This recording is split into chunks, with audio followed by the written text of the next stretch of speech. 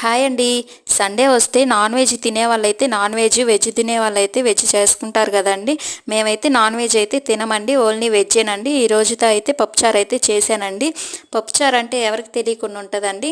నేనైతే సింపుల్గానే చేశానండి. ఫస్ట్ అయితే కందిపప్పును అయితే వాష్ చేసుకొని పొయ్యి మీద అయితే పెట్టుకున్నాను.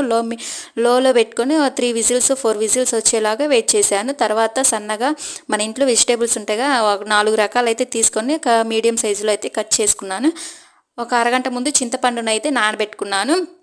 అరగంట ముందు నానబెట్టుకుంటే వాటర్ అని చిక్కగా వస్తాయండి. ఒక బౌల్ పెట్టుకొని అందులో ఆయిల్ వేసుకుని తిరగమాత గింజలు నేనైతే ఫస్టే వేస్తానండి. తిరగమాత చాలామంది అయితే తర్వాత వేస్తారు. ముక్కలన్నీ వేసుకున్న తర్వాత బాగా కలుపుకోవాలి. మనం చింతపండు రసాన్ని అయితే ముక్కల్లో యాడ్ చేసుకోవాలి. బాగా కలుపుకున్నాక దానికి తగినంత సాల్ట్, కారం, సాంబార్ పౌడర్ అయితే వేసానండి. అంతే, దాంట్లో అయితే పప్పు యాడ్ చేసుకోవాలి. లాస్ట్గా అయితే కొత్తిమీర వేసుకోండి. అంతేనండి, చాలా సింపుల్. ప్లీజ్